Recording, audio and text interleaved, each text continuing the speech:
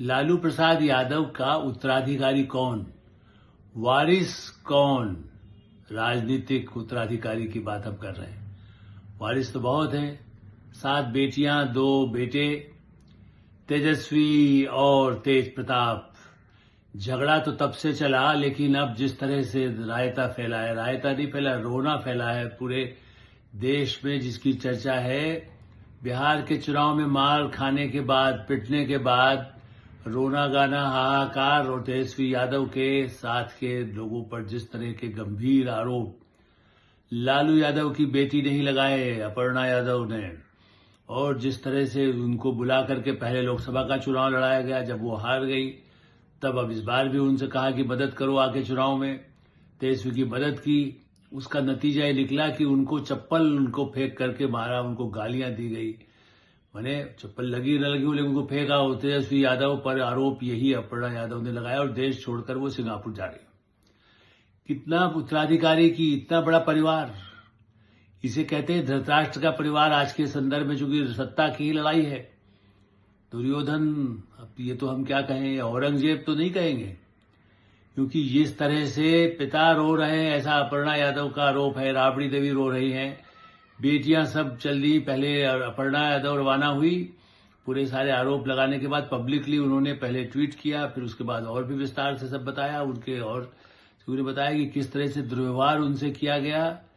क्योंकि ये लड़ाई लगा कहीं ऐसा तो नहीं है, उनके जो साथी जिस पर वो आरोप लगा रही हैं, संजय यादव और रमीज, आप ये देखिए कि जिस तरह से नाम आया है उससे पता चलता है कि रमीज नेमत खान, याद रख लीजिए, रमीज नेमत खान और संजय यादव। संजय यादव तो चलिए राज्यसभा के एमपी हैं, पर नहीं कहें, लेकिन उन पर तो, रमीज पर तो उनके ही ससुर, जैसा बताया गया है कि उन पर तो गंभीर आरोप, हत्या तक के आरोप में जेल, बल्कि आरोप तो रमीज नेमत खान पर भी लगी, लेकिन वो चलिए उनकी सीधे प्रत्यक्ष नहीं था तो वो तो छूट गए या जमानत हो गई।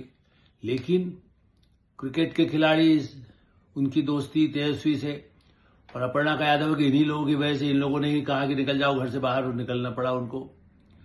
तो लड़ाई ये है कि तेजस्वी बने उत्तराधिकारी, कि तेज प्रताप को तो पहले ही निकाल दिया था तेजस्वी, और उनके व्यवहार ने, पिता ने उनको डिसोन कर दिया था, लालू यादव ने, वो भी चुनाव लड़े, नहीं जीत सके। तो ये औरंगजेब की कहानी है कि धृतराष्ट्र की। ये फैसला तो जनता भी कर चुकी है कि 25 सीटें दी गई, वो इस लायक नहीं है सत्ता के। अब ठीक है, तेजस्वी यादव जीत के आए हैं विधानसभा में, वो प्रतिपक्ष नेता रहेंगे नहीं रहेंगे ये उनकी पार्टी और वो डिसाइड करें। लेकिन आज का $1 मिलियन सवाल यही है, क्योंकि लालू यादव को जिसने किडनी दी उसके ऊपर भी गंभीर आरोप लगा दिए कि तुमने ऐसी किडनी, जबकि वो खुद डॉक्टर है अपर्णा यादव। वो गलती कैसे करती, अपने माता पिता के लिए इतना समर्पित, किसी बेटे बेटी ने नहीं दिया। अपर्णा यादव ने अपनी किडनी भी दान की ताकि वो ठीक रहे। अब लालू यादव की जो हालत है, अस्वस्थ उनके हैं, उसी आधार पर वो जमानत पर, मैंने उनको पेरोल पर छोड़ा गया है कि भाई आप बाहर रह सकते हैं, स्वास्थ्य कारणों से वो रखे गए, लेकिन वो राजनीति में पूरा हिस्सा ले रहे हैं। तो सत्ता का उनका वारिस कौन होगा, उनकी राजनीति का सत्ता तो अब रही नहीं, सिंहासन रहा नहीं, किले जो चुनाव के ढह गए हैं।